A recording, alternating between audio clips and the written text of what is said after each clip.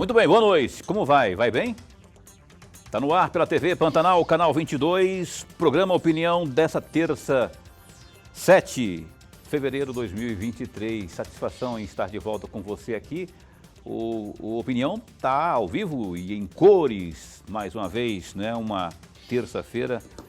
E eis que daqui a pouquinho tem carnaval. Enquanto o carnaval não chega, a gente leva aqui no nosso sambódromo aqui a informação, aquela extraída diretamente da fonte. A fonte desta noite aqui é Dilmar Dal Bosco, deputado estadual, reeleito, e muito bem reeleito. Rapaz, o cara pipocou de voto, daqui a pouquinho a gente vai falar sobre isso, nessa reeleição aí. E vamos falar também sobre outras questões do parlamento estadual, e se manterá líder do governo na Assembleia. E é flamenguista também, que, assim que nem eu, nossa cabeça está inchada, quase que nem passei na porta ali por conta da derrota de hoje do Flamengo. O Lorenberg fica rindo, uma papagaiada ali do outro lado também fica rindo, um bando de sofredor ali, de palmeirense, de botafoguense e tudo mais, recalcados. E o Flamengo perdeu hoje e a gente está assim, mas não vamos perder o humor por conta disso e nem a pose, porque a opinião está no ar. Professor Lorenberg, sem sarrinho, tá? Boa noite, como vai? Vai bem? Boa noite, Paulo Coelho, e um grande abraço, mas um grande abraço mesmo a todos os nossos telespectadores, a razão maior do nosso programa. Eu não vou rir não, meu time está lá embaixo. O Santos, né? Não posso muito elogiar, não. O Santos já foi melhor, né? Aí depois que o Pelé morreu, então, aí que perdeu toda a inspiração. Então, a você que se liga no Opinião em qualquer canto por aí, não é pela internet, pelo www.gazetaDigital.com.br ou até pela página no Facebook da TV Pantanal. Satisfação em poder estar com você ou ter você em nossa companhia mais uma vez, não é? Daqui a pouquinho, o Opinião faz 3 anos, hein? Nós estamos aqui, firmes e fortes. Deputado Dilmar Dal Bosco, satisfação em recebê-lo aqui no nosso Opinião mais uma vez. Eu gosto de entrevistar o Dilmar, que quando a gente entrevista o Dilmar, liga para ele, não tem tempo ruim, ele só não vem se não puder mesmo. Assim, quando tiver, eu fico até muito feliz, não é, por conta desta atenção e respeito que ele tem para com o nosso trabalho, não é? Aqui, é verdade, a gente está trazendo aqui o parlamentar, no caso dele, da prestação de contas e tudo mais, né? Mas não é todo mundo que entende assim. O Dilmar trouxe aqui, atendeu de bate-pronto aqui, obrigado por ter vindo. Prazer em estar aqui e líder do governo de novo. Boa noite. Boa noite, Paulo Coelho, professor Lorenberg, sabe do carinho, do respeito que eu tenho por vocês. E aqui no programa Opinião, mais uma vez, para mim uma honra, um prazer muito grande levar aí as informações. Eu peço perdão a você, Paulo Coelho, muitas vezes, porque a correria realmente é muito grande e eu tenho falado para muitos amigos que deixo muitas vezes de estar com as pessoas que eu mais amo, com a minha digníssima mãe, minha esposa, minhas filhas, mas a vida. E agora eu espero que me dê mais oportunidade de estar presente com vocês, porque eu me sinto realmente honrado de estar aqui no programa Opinião, que todos aí, com toda certeza, os amigos estão me assistindo este programa, que é um sucesso dentro do Mato Grosso. É isso aí. A liderança, o Mauro Mendes, assim, como que foi a conversa? Foi lá atrás, lá no ano passado, ou foi agora, de supetão, voltou de férias, falou, ô Dilmar, vamos ficar lá, vamos continuar aí como líder ou não? Qual foi a tônica aí? Houve algum tipo de amarração para essa sua para você ficar ali no comando, ali na liderança? Não, na verdade o Mauro sempre ele se reserva o direito dele como governador do estado de Mato Grosso, e eu acho que é o perfil do governador Mauro Mendes sempre deixar para a última hora a definição. Nós conversamos, eu, o governador Mauro Mendes, o secretário Mauro Carvalho, no dia 31 de janeiro de 2023. Janeiro? Janeiro. Então foi agora? No outro dia foi minha posse, a posse minha não, de todos os colegas deputados estaduais, que quero dar os parabéns a todos os colegas e falar que a Assembleia talvez foi uma das assembleias ou de um mandato de vários colegas deputados, de 22 deputados que concorreram a deputados estaduais novamente, a reeleição, 82% voltaram. Então significa que foi feito um bom trabalho de todos os colegas, de todos os parlamentares aí. Felizmente não tivemos aí 4 colegas deputados que concorreram e reelegeram, mas foram bem votados. Então significa que a Assembleia fez um bom trabalho. Tivemos 2 colegas que foram candidatos a deputados federais, que tiveram um número bom de votos também, que é o Allan Kardec e o Ulisses Moraes. Então nós tivemos o parlamento bem representado junto à sociedade mato-grossense. E a definição, eu já tinha conversado, Mauro Carvalho já tinha trazido para algumas conversas, falando da questão da liderança, muitos boatos surgiram e eu sempre, na minha tranquilidade, eu acho que eu cumpri o meu mandato sendo líder do governo. Talvez o professor Lemberg, que é mais estudioso, deve saber muito bem, que nunca houve talvez lá deputado René Barbu, que teve dois governos seguidos como líder do governo, mas nunca a permanência num governo inteiro. Então eu tive essa condição de ser deputado estadual, líder do governo lá na época do Pedro Táxi, quando o líder Wilson Santos foi concorrer a prefeito da capital, e aí eu assumi a liderança, fiquei um período de 1 ano e 6 meses, já um período longo para uma liderança de governo, e fiquei os 4 anos do governador Mauro Mendes como líder. E agora venho na sequência de 3 mandatos de governo, ou 3 mandatos de deputado, como líder. Não sei como que vai ser aí na frente, mas eu aceitei esse desafio no dia 31 de janeiro, convidado aí pelo governador Mauro Mendes e pelo Mauro Carvalho. Lógico que todos estavam pensando, nós tínhamos uma votação, sempre falei para o governador, não é momento de conversar sobre liderança, é momento de nós encerrarmos o mandato, encerrarmos as votações importantes do governo dentro do parlamento estadual, e eu tinha esse compromisso até o final de dezembro para encerrar as votações. Não tivemos condições. A Assembleia marcou para o dia 4 de janeiro, marquei uma audiência com o governador no dia 5 de janeiro. Felizmente a nossa sessão foi prorrogada para o dia 11 de janeiro e o governador tinha uma viagem agendada dia 10 de janeiro, voltou dia 19. Aí nós tínhamos dia 20 para conversar, não teve condições. Conversamos no dia 31, muito rapidamente, aceitei momentaneamente, talvez aí o governador tenha suas projeções e tenha seus pensamentos, e eu vou trabalhar com a mesma seriedade. Sempre falei, o cargo não me engrandece em nada, eu quero ser o ser humano que eu sou, Dilmar Dal Bosco, que nem o cargo de deputado me coloca numa condição de ser melhor que ninguém. Então é isso aí, Paulo. Pois é, e olha só, esse negócio de acumular liderança e ter que ir lá na base, que tem que percorrer base, tem que ir lá, não é, conversar com os eleitores, com os munícipes. Ainda Dilmar conseguiu 13.300 e cacetada de votos a mais. Lembra que eu falei aqui que teve votos à UFA nessa eleição de agora? O Lorenberg gosta de marcar esses números aí. 42 mil e alguma coisa aí, salvo engano, 42.156. E lá atrás era 28 mil, na outra eleição, 820 alguma coisa. Então, mais de 13 mil votos aí, quer dizer, acumulando esse trabalho de líder, a sua atuação parlamentar propriamente, né? E ainda conseguiu esse respaldo positivo nas urnas aí, que o reconduziu à condição de deputado estadual. Lorenberg. Reconduziu para o 4º mandato. Quarto mandato. Deputado, eu tenho aqui uns 4 temas que eu gostaria muito de ouvir a opinião do senhor a respeito.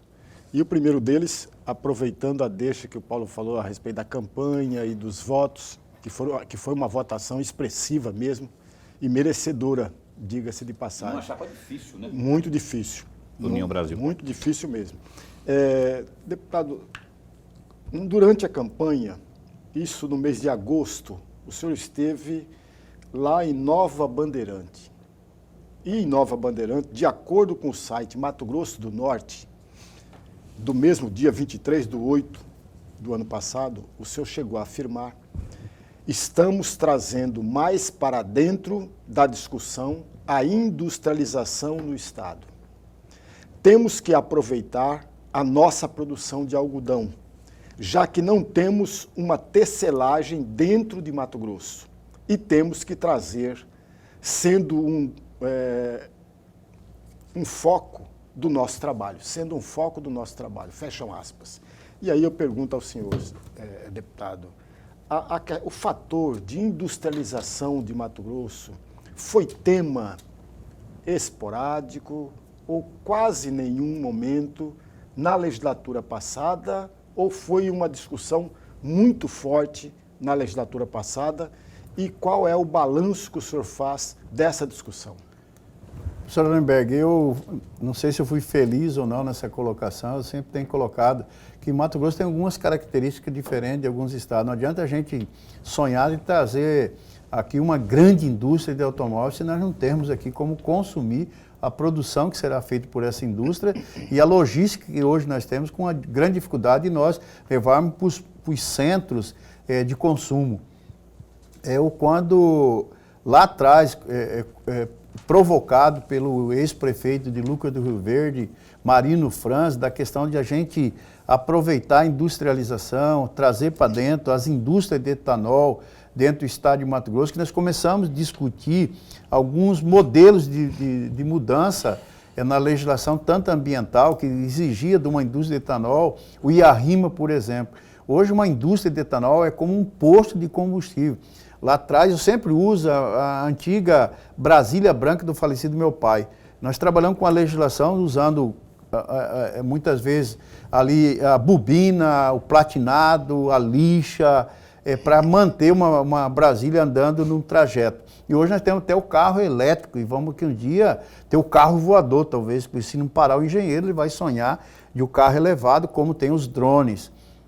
Nós mudamos a legislação para que não tivesse mais o IARIMA, respeitasse o projeto, que é um projeto muito maior do que as leis que nós temos hoje, muitas vezes adequada ambientalmente.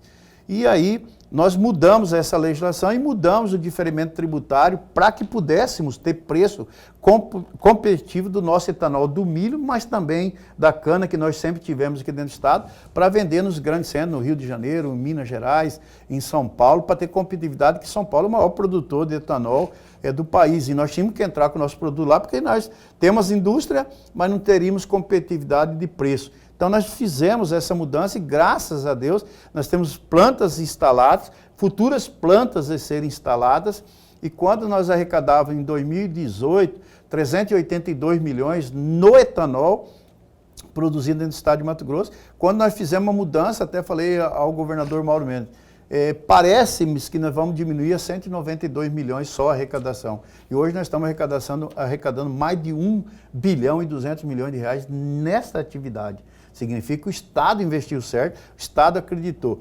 Da mesma maneira, quando eu falei lá na campanha, lá em 2022, lá em agosto, falando das indústrias, ou trazer essa tecelagem, a gente remodelar o Estado na questão do algodão, foi uma demanda que eu fui no município de Campo Verde, através de um vereador, Silvio Evento, e o prefeito municipal, falaram para mim da dificuldade que teriam do que o produtor de algodão produz algodão, ele tem que vender para uma trade para ter de vender para a fiadora. Senão ele perderia o Pró-Almart e perderia o incentivo e só poderia a indústria comprar lá, não poderia comprar aqui. Nós alteramos agora recentemente, num trabalho que eu fiz, quero agradecer o secretário César Miranda, o Lombardi, quero agradecer o Mauro Carvalho, que esse grupo de trabalho que nós fizemos, nós alteramos na lei do FETAB e conseguimos vincular ali um diferimento tributário para que a gente pudesse, o produtor de algodão, ter uma condição melhorada quando ele vende para a fiadora. Com isso, daqui um tempo, se Deus assim permitir, nós vamos trazer a produção de tecelagem para dentro e usar a mão de obra, muitas vezes aqui da Baixada Cuiabana, e trazer geração de emprego, que é o nosso objetivo, de qualificação, capacitação, cursos técnicos. Então foi isso que eu quis me referir. Então o Estado tem que entrar para dentro e nós temos potencial. Quando nós vamos duplicar uma BR-63, quando nós vamos trabalhar aí na ferrovia estadual, quando nós vamos trazer novas ferrovias, significa que nós vamos agregar ao nosso produto. Por isso aí nós vamos conseguir trazer o nosso produto, industrializar no produto e levar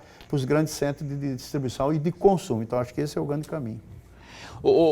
Deputado, a propósito dessa questão aí da industrialização ou agroindustrialização, rapaz, na minha opinião, você sabe que o nome do programa é opinião, então a gente de vez em quando dá um espetáculo aqui. O governo, nessa gestão nova, gestão do governo Mauro Mendes, tem que abrir os olhos, ou tem que investir mais, ou tem que pegar pesado nessa questão da industrialização, porque não pode, na minha avaliação, ainda que não técnica, não é? Um estado tão pujante, tão... Esse estado aqui é gigante, esse estado aqui é fora da curva. Não ter aqui explorada ao máximo essa questão da indústria, né? Porque nós temos aqui a questão têxtil, não temos indústrias, a política, além da questão dos incentivos, propriamente, não tem uma coisa mais arrojada que apareça aquelas ofertas, aquelas indústrias vindo para cá, gerando mais emprego. Mesma coisa a questão do couro.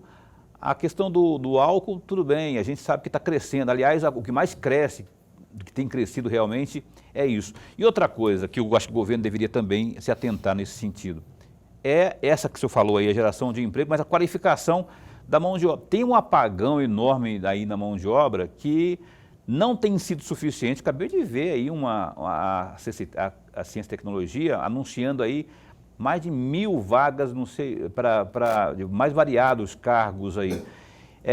Mas assim, a qualificação propriamente, aquele trabalho, se você entra lá numa colheitadeira dessas novas aí, você fica perdido. Aquele monte de botão lá, o cara não entende, é tudo tecnologia ali. Não há que se ter, o senhor concorda que há que se ter aí um despertar para esse tipo de... Porque só Sebrae, Fiente, mais não sei o quê, mais uma coisinha aqui, mais escola técnica, preparando, não está sendo suficiente. Não tem que haver um negócio mais pungente nesse sentido aí, da mão de obra e pegar mais pesado na atração de indústrias? Paulo Coelho, eu concordo plenamente com você, mas a gente tem que conhecer, tipo assim, a história de tudo que aconteceu dentro do estado de Mato Grosso. O estado de Mato Grosso, nós somos escândalos nacionais aí por padrinhamento de incentivos fiscais. Nós tivemos um grande problema com o ex-governador, o secretário respondendo aí, fizeram delação, mas os mais culpados de tudo, né?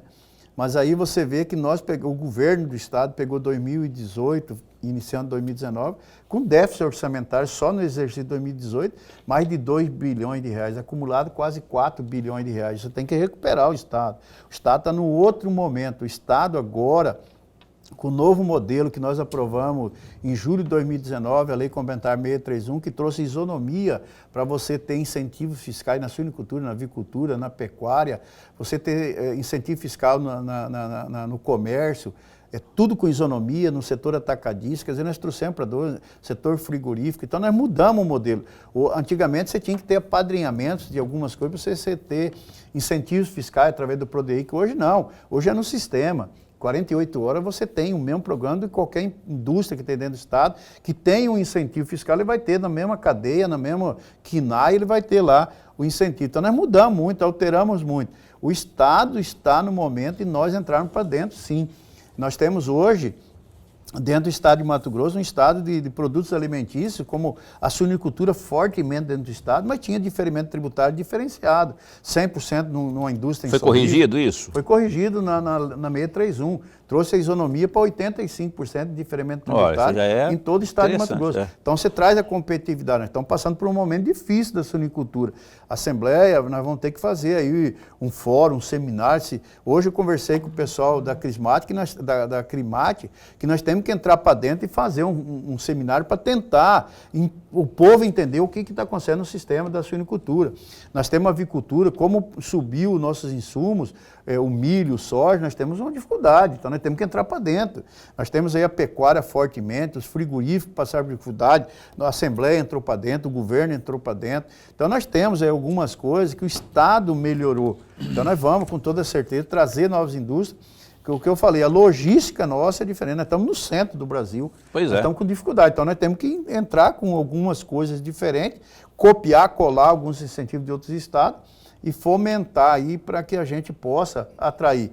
A questão da qualificação e capacitação, o vice-governador que está pilotando esse projeto, já sentou com a Cafamato, com a ProSoja, com o Senai, sentou com a Fiente, com a FEComércio.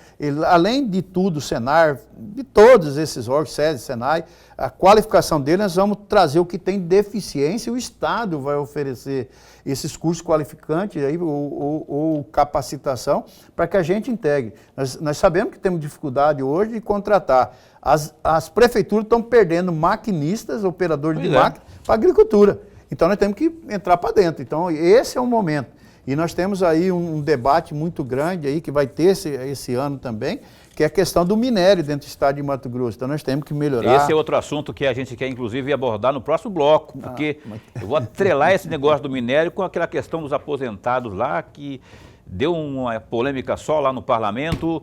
A gente tem que ir para o intervalo comercial, o primeiro desta noite, mas já tem mais Dilmar Dal Bosco, deputado estadual, líder do governo na Assembleia, aqui conosco ao vivo, é um instante só. Cá estamos de volta e você está assistindo ao programa Opinião, ao vivo, aqui hoje com Dilmar Dal Bosco, deputado estadual pelo União Brasil, líder do governo na Assembleia. Antes de seguirmos aqui com a entrevista, vamos aos destaques do Gazeta Digital, www.gazetadigital.com.br. Escuta só, o ministro da Agricultura e Pecuária, o Carlos Fávaro, do PSD, confirmou que o governo federal irá aplicar 370 milhões de reais em recursos para a recuperação das rodovias de Mato Grosso. Os investimentos farão parte do Plano Safra, anunciado nesta terça, dia 7. As obras serão executadas por meio do Ministério dos Transportes, que estabeleceu 39 ações prioritárias para melhorar as rodovias brasileiras e garantir o escoamento da safra agrícola 2022-2023 do país para todo o mundo.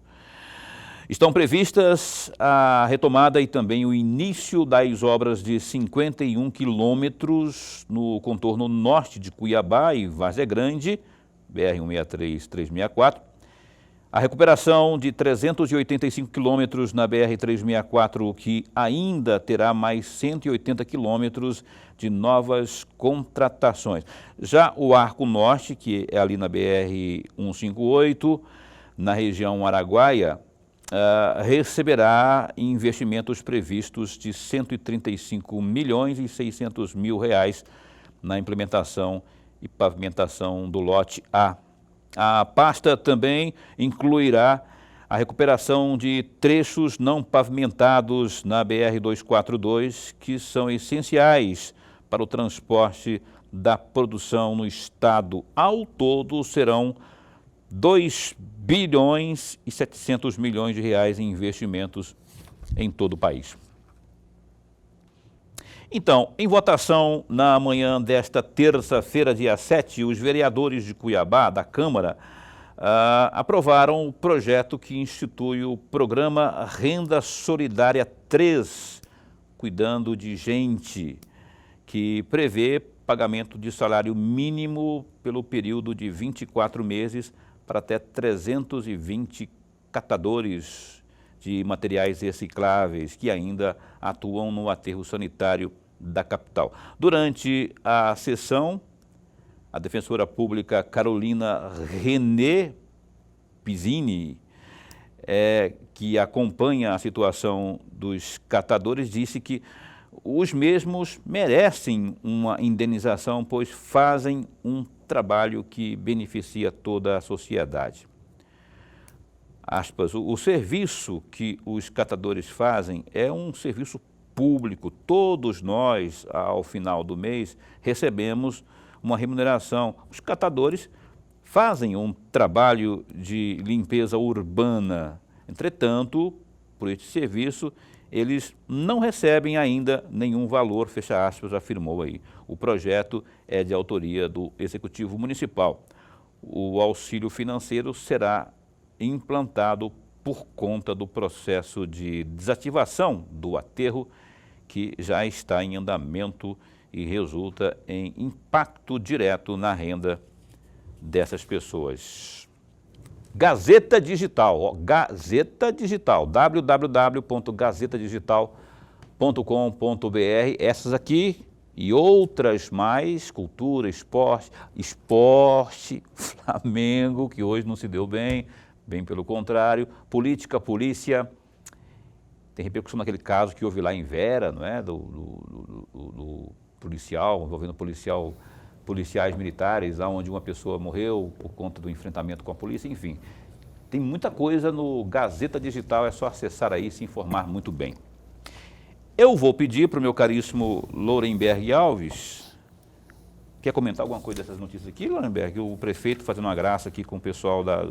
Graça não, ele fez mais do que justiça, né? Ele não, a Câmara fazendo mais do que justiça com os catadores, mas tem outras categorias também importantes, né? Também é um projeto do Executivo, diga-se de passagem. Não, fez bem. Fez bem. Eu acho que bem. Tem outras categorias. É justo. Por conta da pandemia, salvo engano, o Emanuel fez um trabalho junto aos feirantes, também muito importante nesse sentido, né? Agora com os catadores, por conta da situação do aterro, é isso, né? A gente espera, é o que se espera da gestão municipal. Mas enfim, Lorenberg, por favor. Deputado, no mês de junho de 2022, o senhor esteve na Empaer. E na oportunidade que o senhor esteve lá, a diretora de Assistência Técnica e Extensão Rural, Denise Ávila, explanou sobre os gargalos vividos pelo agricultor. Entre eles, de acordo com a Denise, a dificuldade de acesso ao crédito junto a unidades bancárias. E aí eu faço a seguinte questão, deputado. Com relação aos gargalos vividos pelo agricultor, o que a Assembleia, especificamente a Assembleia Legislativa, tem feito a favor do agricultor e, sobretudo, do pequeno agricultor? E uma segunda questão, na opinião do senhor, e aí estou provocando uma reflexão, o senhor que é líder do governo, na opinião do senhor, o governo do estado de Mato Grosso tem contribuído, tem ajudado muito a chamada agricultura familiar ou não, e por quê? Professor Lorenberg, eu estive realmente na Empaer, a Daniela fez esses questionamentos para mim lá da grande dificuldade, e também o Alemão, que é o presidente da Empaer, mais servidores que tiveram lá nesta reunião, e até falei para ele que eu estava proposto, nós temos um grande problema, como eu falei, o governo vinha de umas dificuldades, tem priorizado algumas coisas, nós priorizamos aí a questão da saúde dos hospitais regionais, da educação, ampliação escolar, novas escolas, reformas de escolas, algumas aberturas de escolas militares, segurança pública mais efetivo, uniforme, armamento, então várias cadeias. E algumas coisas o governo tem feito. As demandas que vieram para a Secretaria de Agricultura Familiar, eu tenho minha opinião e muitas vezes tenho que cuidar a maneira que coloco minha opinião por estar líder do governo que eu defendo, mas entregou vários equipamentos, tratores para a agricultura familiar, que não seria talvez a grande opção, seria buscar o estado de Mato Grosso, o diagnóstico do nosso estado e ver a característica de produção de cada região. Para você, por cadeia, não adianta nós entregarmos aí 50 mil caixas para produção de mel e aleatoriamente não tem um acompanhamento, ou centraliza no lugar que seria ideal, a gente desenvolver a cadeia lá da apicultura e levar para outros lugares a produção do café, como é um grande exemplo lá na região noroeste do estado de Mato Grosso e o extremo norte do estado também. E da mesma maneira, quando entregou várias plantas de bananas a vários locais, tinha que ter uma centralização, então descobrir a característica e o que nós vamos produzir, porque é assim que resolve o problema da agricultura familiar. E nessa demanda que eu vejo que é um grande problema, não só do governo federal, o governo do estado, muitas vezes até desenvolve MT, ou bancos que nós aprovamos na Assembleia, e aí depois eu falo da questão da própria Assembleia Legislativa, e nós tivemos muita dificuldade. O estado tinha 122 mil assentamentos, 22 mil pessoas assentadas em em responsabilidade do Estado através do Intermate, e também o grande problema que nós tivemos dentro do país inteiro há muitos anos, da questão da regularização fundiária de assentamentos do INCRA. Este que é o grande gargalo. Nós temos que entrar para dentro da regularização fundiária e ambiental, mais da regularização fundiária. Querem as coordenadas de cada lote. Coordenada não, georreferenciamento. Faz o georreferenciamento do perímetro e põe coordenada dentro. Todo mundo respeita o limite, você fecha as coordenadas com o perímetro de um assentamento. Então é uma burocracia assim, que parece que ninguém quer resolver. Então, se você fizer o georreferenciamento de todo o assentamento, dentro se encaixa, porque já tem as divisas. Você faz por geo, regulariza todo mundo, dá o título. Vendeu, deixou de estar lá, o cara que começou há 30 anos atrás. Poxa, há 30 anos atrás você criou um assentamento. Lógico que muita gente que não tem um título não tem condições de sobreviver. Então, este que é o grande problema. Faltou financiamento, por quê? Porque não tem regularização fundiária. Ou que muitas vezes não teve o crédito suficiente para desenvolver. Mas qual que é o crédito que precisa? Para que é o crédito que precisa? Então, o que é que tem? Então, nós temos que ter aí, por isso que eu defendi, falei muito ao governador Mauro Mendes, ao próprio vice-governador Otaviano, a permanência da própria Empaer. A Empaer é uma empresa de pesquisa que tenha condições de dar auxílio ao nosso produtor, com parceria com os municípios, desde que descubra as características de produção de cada região. Senão, nós vamos falar, vamos plantar milho, vamos plantar mandioca e pronto, o cara vai acreditar na gente. Eu sempre uso a palavra seguinte, um vereador, um deputado, chegar em qualquer comunidade e falar, olha, o preço do mamão tá bom. Se vocês plantarem aí o mamão, vai dar dinheiro. Aí o cara acredita na gente, vai lá e vai plantar. E aí ele vai lembrar da gente toda hora, ó, tá crescendo, tá ficando bom, floriu, tá dando bastante fruto, o fruto tá crescendo. Aí com isso você tem que desligar o telefone, porque o mamão vai estar perto de vender. E vai pôr aonde? Então é este que é o grande problema. Então você não pode começar lá do início sem ter o fim definido. Vai produzir limão, vai produzir mamão, vai produzir café, mas quem que é o comprador? Aonde que nós vamos entregar? Então os grandes supermercados de Mato Grosso não Aí já não é Empaer, aí já é uma política que tem que ser feita. Tem que ser feita, mas com quem pesquisa, com quem desenvolve. Então a agricultura familiar tem que estar junto com a empresa de desenvolvimento e pesquisa, junto com a Empaer. Então isso tem que desenvolver. Não adianta eu dar um trator depois, quem que vai dar manutenção? Quem que vai pôr óleo diesel? Então é este que é o problema. Começo, meio e fim, né? A Assembleia Legislativa, em vários momentos, nós colocamos recurso no INDEA, colocamos recurso no Empaer, colocamos recurso na agricultura familiar, aprovamos um fundo de aval para o governo do Estado, de até 200 milhões, desde que o banco, 100 milhões, o banco coloca 1 bi e o Estado é o fundo garantidor de 100 milhões de reais para desenvolver a agricultura familiar. Então, vários bancos, assim, não é fazer comercial, Cicobi, Sicredi, Unicred, vários bancos entraram nesse programa. Então, tem que entrar para dentro. Então, sempre a Assembleia participou muito. A Assembleia fez o papel dela. Nós não somos executor, nós somos legislador. E tudo que precisou da Assembleia, de todos os deputados, nós somos fortes. Agora, na lei do FETAB, nós reservamos 5% para a agricultura familiar, para desenvolver cadeias produtivas. Então, a Assembleia foi fortemente na agricultura familiar. Tomara, viu, governador, tomara que o senhor mantenha firme e forte nossa Empaer ali, porque ali é preponderante para que a nossa agricultura familiar seja pujante, continue crescendo, não é? Então, esse papel da Empaer é fundamental. Eu lembro que lá no começo o pessoal começava a falar, colocar em dúvida, não é? E tal. Mas não, ela se fez e se faz necessária a nossa Empaer. Vamos esperar que ela seja cada vez mais estruturada. Não sei como é que está o quadro lá, se é necessário concurso, que a gente possa ter aí uma Empaer que faça acontecer aí esse trabalho de pesquisa. Ô, deputado, eu tenho que ir para o intervalo comercial, mas antes, rapaz, olha só, eu preciso que abordar, eu até anunciei lá no começo, no bloco anterior, a mineração, ela é assim, talvez hoje que a gente tem uma esperança muito em torno da nossa mineração, que é forte, a gente sabe que é forte, não é? Eu queria pegar o gancho dos aposentados e pensionistas, porque se falou muito aí no dinheiro novo, porque o governo do estado estava meio assim, dando tchau com a mão fechada, não queria muito, enfim, queria o dinheiro novo. Apontou-se essa opção aí da mineração.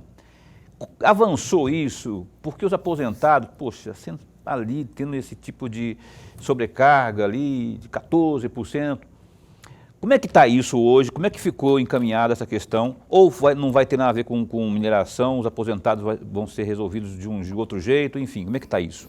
Não tem nada a ver uma coisa com a outra. Foi comentado acho que pelo parlamento, porque não teve nenhuma ideia, nenhuma conversa do governo do estado de Mato Grosso na lei que mandou para nós, criando as taxas sobre a mineração, sobre o minério. E todos os minérios, né? Metal, zinco, quer dizer, os metais, o zinco, por exemplo, o mercúrio, o que tiver de metal, o ouro, o diamante, quer dizer, tudo teve aí um parâmetro lá. O governo, quando mandou uma mensagem para nós, é um exemplo que cobrava R$ 7,70 por grama de ouro. A Assembleia trabalhou, reduziu isso para R$ 3,30. Quer dizer, nós tivemos aí um acordo, uma conversa, o Estado vai arrecadar, mas nunca houve conversa de ter esta cobrança, esta contribuição do setor mineral do Estado de Mato Grosso em questão de aposentado e pensionista. Levantou-se a hipótese aí, mas como sugestão só, e não foi exatamente no parlamento, só que falou-se isso, alguns deputados falaram isso. Bom, alguns deputados, o governo nunca conversou. O governo não. Nunca teve essa conversa. Eu sempre falo o seguinte, não pode o catador de lixo, que agora vai ganhar um salário pela uma lei, pela Câmara Municipal, ele tem que ir na compra do mercado, que ele vai pagar o ICMS, para pagar um furo previdenciário que não é culpa dele.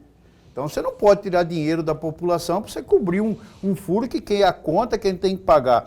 Agora, 14% do servidor público, 28% do governo do estado. Esta conta tem que fechar com eles para pagar aposentado e pensionista. Não pode o empresário, o microempreendedor, o meio, o empreendedor individual, o catador de lixo, o frentista de posto, com o salário dele que ele ganha no mercado pagar ICMS, o ICMS para cobrir rombo de estado. Quem tem que resolver é problema entre servidor público e o governo do estado. Nós não podemos pegar uma arrecadação líquida que entra para pagar do que não tem contribuição previdenciária suficiente para pagar aposentado e pensionista. Então, esse é um problema que tem que ser resolvido ali. Não nós criarmos alguma coisa para cobrir furo. O furo tem que ser feito entre os dois. Quem contribui patronal e quem contribui funcional, que é o funcionário público. Então, isso é uma briga lá e nós não podemos entrar nesse mérito. E nós vamos ter problema. Mas para intermediar tem que entrar, né? Não, porque a Assembleia entra em intermediação, mas nós tínhamos um rombo de quase 70 bilhões de reais previdenciário. Fez todo esse trabalho e caiu para 28. E hoje, com a contribuição que está fazendo, com como as coisas estão fazendo, pela primeira vez nós temos uma condição previdenciária diferente do que estava anos anteriores. Mesmo nós aprovando, o ano passado, um aporte de dinheiro público para a Previdência já. Então, onde que nós vamos parar se nós não fecharmos essa porteira? Então tem que achar um caminho. E aí o caminho é governo e servidor público. Tá. E a mineração, para que haja o avanço nessa questão aí da mineração aqui no estado, que o legislativo está discutindo tanto, isso tem já encaminhamento? Como é que está isso para definir as coisas? Eu acho que o governo taxação. Eu acho que o governo foi feliz na situação da taxação, de colocar uma cobrança de algo que nós não cobrávamos. Nós tínhamos cobrança aí que praticamente ficava ao governo federal, uma parte às prefeituras, uma parte ao governo. Nós tínhamos o IOF e o CEFEM. Então, desta parte aqui, alguma coisa ficava para o Estado. Eu falei lá no dia, lá, até estava lá, quero assim, não pedir desculpa até porque, infelizmente, o prefeito não confirmou. A Prefeitura Municipal de Poconé recebeu, em 2022, 11 milhões de reais da arrecadação do minério. Olha só. Eu falei, poxa vida, com 11 milhões de reais do minério, dá para se fazer alguma coisa. A Prefeitura de Peixoto de Azevedo, mais de 9 milhões de reais do setor mineral. Mais do que o governo do estado. Então, não que o governo tenha que cobrar, mas agora o governo também está se usando muitas vezes as áreas do governo, da União, a questão das outorgas de ocupação de solo, subsolo, mas o Estado fica com problema, muitas vezes, ambientais, como foram feitas algumas explorações ambientais há anos atrás, e nós temos dano ambiental hoje que quem é culpado é o governo do Estado, quem não fiscalizou. Então, por isso que tem que entrar. Eu acho que nós vamos trazer muitas pessoas para a legalidade no acompanhamento agora. Muito bem, intervalo comercial, mais um intervalo comercial nesta noite. A gente volta já já com o Dilmar Dal Bosco ao vivo aqui no programa Opinião, um instante só. Cá estamos de volta, você está assistindo, estamos apresentando e você está assistindo ao programa Opinião aqui ao vivo, hoje com o deputado estadual Dilmar Dal Bosco, o homem de mais de 42 mil votos nesse pleito passado. Para ser mais exato, 42.156. 42.156 para quem teve 28.827 lá atrás. Deu um pulo aí de mais de 13.300 votos. Não trabalha não para ver, não é? E aí, assim como ele, outros tantos foram reeleitos, sinal de que a população, de uma forma geral, aprovou a maioria dos parlamentares que ali estão, né, reelegendo a grande maioria, e apenas 6 foram novatos, são novatos, né? Lorenberg, por favor, abre aí o bloco de perguntas para o nosso entrevistado. Deputado, mais uma vez vou apelar para o seu conhecimento, para a sua experiência, para uma reflexão aqui. Vou trazer o artigo 3º, inciso 8º da Constituição Estadual, que diz o seguinte: a defesa intransigente dos direitos humanos, da igualdade e combate a qualquer forma de discriminação ou preconceito. Está lá no artigo 3º, inciso 8º. E aí a minha pergunta, deputado, a Assembleia Legislativa, no seu todo, e aí eu estou me referindo à legislatura passada, porque essa está começando agora, tem defendido, de fato, nas suas ações e no que ela faz, defendido esse artigo 3º, inciso 8º, deputado, para acrescentar ainda, para provocar mesmo, para provocar sempre no bom sentido. Em dezembro de 2021, a Assembleia Legislativa arquivou um projeto de lei vindo do governo do Estado, criava o Conselho Estadual LGBT. Ora, se a Assembleia defende esse artigo 3º, inciso 8º, deputado, ela não contraria esse artigo 3º, arquivando um projeto que beneficiava uma categoria da população, beneficiava no sentido de que, qual é o principal objetivo do Conselho? Criar políticas públicas, instigar políticas públicas para que venha beneficiar a essa camada da população. E aí eu pergunto ao senhor, a Assembleia falhou ou não? Essa proposta foi do Executivo. Foi do Executivo, do próprio governo. E a Assembleia não aprovou. Pois bem, eu falei isso aqui na entrevista passada com vocês. O Lorenberg insistiu, o Lorenberg está indignado com isso, e faz sentido, assim, sabe? Porque não ter o conselho do LGBT lá até para melhorar, não é? A propositura de ações aí para essa, como é que chama? Categoria, classe, como é que é? Segmento, enfim, ao LGBT. Porque, veja, deputado, para provocar ainda mais, olha, os números são alarmantes, na minha opinião. Veja, de acordo com o site G1, de 2 de dezembro de 2021, nos primeiros 4 meses de 2020 foram registrados 87 crimes contra a LGBT em Mato Grosso, o que corresponde a um crescimento de 117% em relação a 2019, quando foram registrados 40 mortes. E aí, de acordo com outro relatório anual, foram 131 pessoas no Brasil todo, pessoas trans, foram assassinadas. Não é alarmante, deputado? Ou sou eu que não estou vendo o quadro da forma correta? Não, professor Lorenberg, eu não discordo, concordo plenamente. Eu acho que o direito do ser humano tem que ser preservado. O direito do ser humano. E eu, assim, não...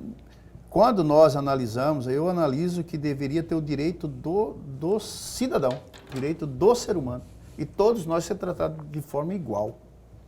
Eu defendo que não deveria ter diferenciamento de oportunidade por ser de um estado, de um país, ou de uma cor, ou de uma referência. Eu defendo que deveria ter o direito do ser humano, o tratamento igualitário. Eu não trabalho que tem que ser o irmão meu que tem lá, que é da igreja evangélica, ser diferente do irmão meu que está na igreja católica. Ele não tem que ter. O padre, quando está rezando a missa, ele não reza a missa diferenciado para outro ser humano. Quando ele benze, ele dá hóstia para todas as pessoas que estão a receber. Ele não fica olhando se é mulher, se é homem, qual que é a definição do ser humano da pessoa. Ele olha o ser humano. Então é isto que eu me refiro. Você não precisa criar conselhos específicos discriminatórios ou discriminar de forma diferente. Você tem que criar um conselho para alguma coisa para você ter tratamento diferente. O Estado tem que estar preparado para isso. O Estado já tem o dinheiro público para toda a secretaria lá da assistência social para atender o ser humano, para a criança, para o jovem, para o adolescente, para o idoso, para todos. Ele tem que tratar a pessoa. O médico, quando está no hospital, ele não olha. Quando a pessoa vem fraturada de uma perna, de um braço, ele não olha qual que é a definição da pessoa, ele olha o ser humano que tem que fazer a cirurgia. É este tratamento que tem que ser igualitário, certo? A questão de acontecer um crime ali, um crime aqui, muitas vezes pontuais, a gente não está pondo uma outra contrapartida dos outros crimes que acontecem. Então nós temos que colocar isso tudo da mesma maneira. No ano passado aconteceu mais de 230 mortes na BR-163, em detrimento que a BR-364 não teve a mesma quantidade. Então, qual que é o tratamento que nós temos que fazer? Nós temos que fazer uma lei específica para a BR-163? Não, nós temos que entrar para dentro do problema da BR-163 e diminuir essas mortalidades que estão acontecendo por acidente dentro do tráfego da BR-163, como o governo entrou. Então, é este que eu falei no programa passado. Eu falei, nós temos que cuidar do ser humano de forma igual. Porque todas as vezes que você vai em qualquer lugar, você vai num médico fazer uma consulta, ele olha o ser humano identificado e atende aquela situação. No posto de saúde tem que atender os que estão ali, não tem que falar que é filho de quem, irmão de quem, parente de quem. Então é isso o que a Assembleia defendeu. Quando nós tratamos do autismo dentro da Assembleia Legislativa, nós fizemos vários seminários, vários debates para cuidar dessas pessoas. Não que tem que ter uma lei específica de tratamento. Todo mundo sabe como que tem que tratar a criança, como que tem que tratar o autista, como que tem que tratar o idoso, como que tem que tratar o jovem. Então, é esse tratamento que eu sempre me referendei. O ser humano tem que ser tratado de forma igual. Quando você diferencia, você cria uma situação desigual, talvez, de atendimento. Engraçado, você falou uma coisa aí que eu não tinha parado para pensar ainda, e eu estou assim, quase não, estou mudando de opinião, porque assim, desde que não se deixe de abordar o tema daquele segmento, eu acho que, e quando você citou aí o exemplo do padre e do médico, perfeito, é isso, tem que tratar criar políticas universais, não é? Que abranjam todo mundo. Eu estou vendo esse argumento aí, não tinha parado para ver por esse lado, e é verdade, não é? Mas tem que funcionar, tem que se criar realmente essas políticas universais. Questão de educação da sociedade, educação da sociedade. O caríssimo Dilmar Dal Bosco, tem uma colinha que eu fiz aqui, rapaz, olha só, antes que eu queria que você falasse do projeto Moeda Verde, que deve entrar eu acho que agora em 23, que deve entrar em funcionamento, é isso ou não? É um projeto bastante discutido. Quando eu apresentei esse projeto, muitas dificuldades lá ainda no governo passado, neste governo também de entendimento o que era. E aí quando veio o governo do estado ir para uma COP27, todo um questionamento ambiental e praticamente o meu projeto é a discussão. Não que o meu projeto foi o alicerce da discussão, mas o encaminhamento das decisões quase que foi no meu projeto. Até quando o governador chegou, eu falei, está vendo como que o meu projeto é um projeto bom? Porque lá foi muito comentado a questão da compensação ambiental de quem está. E é o que o projeto traz. O projeto traz, porque, poxa vida, se eu tenho o direito pela Constituição brasileira, pelo Código Florestal brasileiro, pelas leis ambientais do meu estado, de abrir 65% do cerrado, eu tenho que ser respeitado o meu direito. 20% da floresta, eu tenho que ser respeitado o meu direito. Agora, os 80% que eu não posso abrir, quem que vai cuidar dele? Eu tenho obrigação de cuidar de uma coisa que eu não posso ter usufruto de nada? Eu tenho que ficar responsável pelos 80% da preservação que eu não posso abrir da minha área de 1.000 hectares, só posso abrir 200 para fazer corte raso, fazer minha produção, que seja em qualquer ramo de atividade, que seja aí na pecuária, que seja na suinocultura, que seja no café, qualquer ramo de atividade do agronegócio. Este 80%, como que eu preservo? Se um vizinho vem lá, rouba uma árvore, se o vizinho, de alguma maneira, vem um fogo. Então, que você entre por um projeto que você possa receber alguma coisa pela preservação. Aí vai ter um certificado, que no projeto traz o certificado do Estado, através da Secretaria de Fazenda, para acompanhar, que você vende como um crédito rural, que é uma cédula rural, você vende anualmente para preservar isso aqui. Aí o Estado vai dar todas as informações para quem quer, como tinha um fundo alemão que queria fazer investimento já, que eles vão acompanhar aqui por satélite como que está a preservação. Então é um grande projeto que eu fiz na época, tem que regulamentar e trazer para dentro, e nós começarmos a aplicar. Agora em 23 já tem programação? Não, tem, está através do secretário César Miranda para fazer. Da mesma maneira, assim, rapidamente eu vou tentar explicar.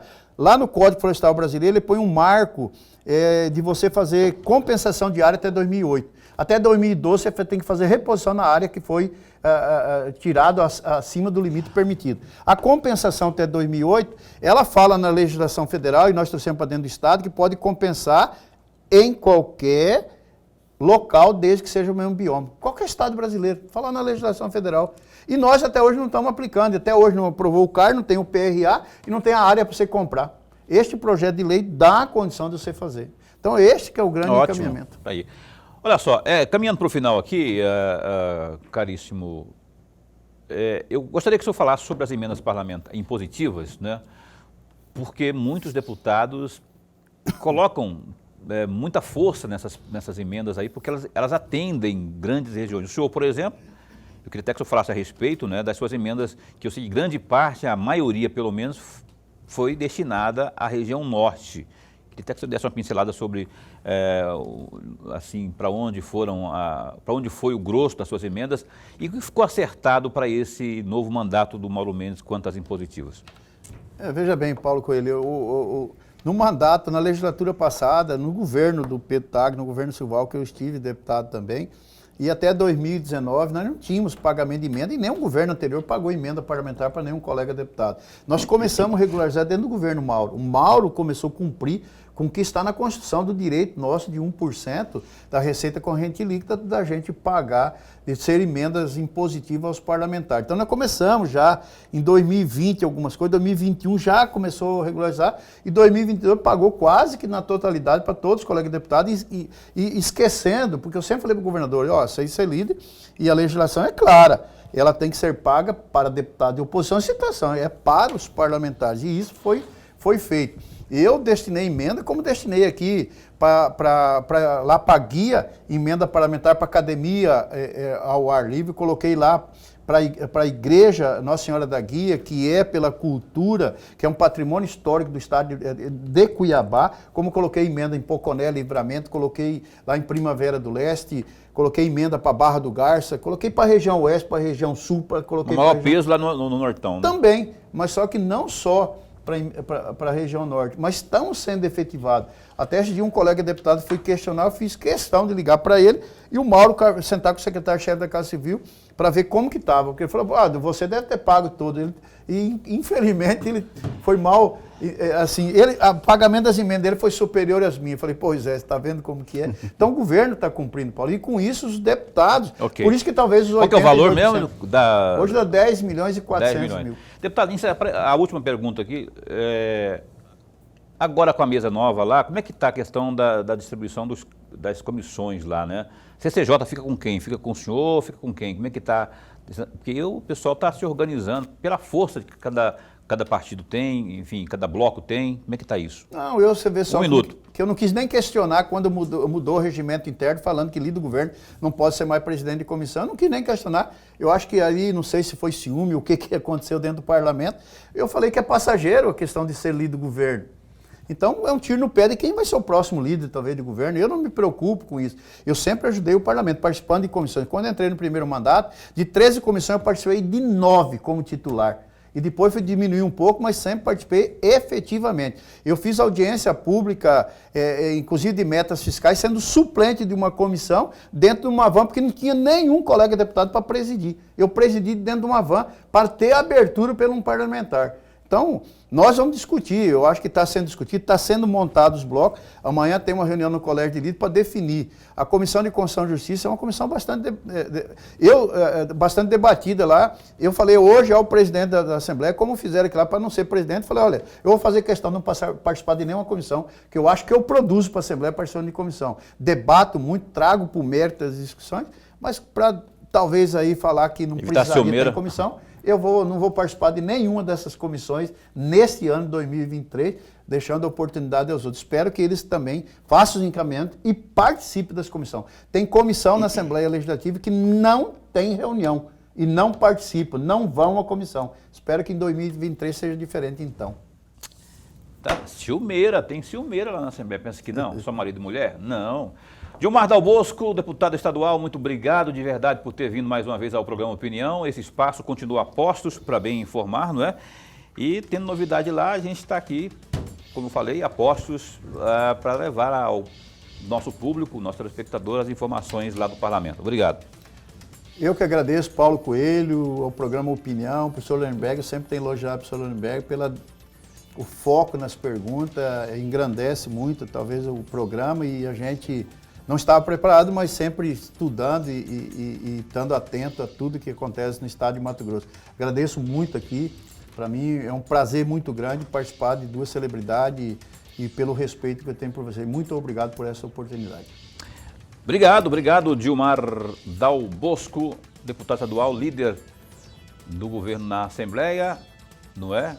É União Brasil, é isso aí. O Juninho também, assessor de imprensa, está ali, meu amigo de velha, né? Ó, faz hora que a gente é amigo aí, está lá comandando a comunicação do Gilmar Dal Bosco. Abraço, Júnior, e a todo o pessoal lá do gabinete também. Lohrenberg, então a gente se encontra? Até amanhã. Amanhã com Antônio Joaquim, conselheiro do Tribunal de Contas do Estado de Mato Grosso, aqui ao vivo, ó. Tem assuntos AUFA lá do TCE, não perca. Às 7h30, até lá, fica bem, fica com Deus também.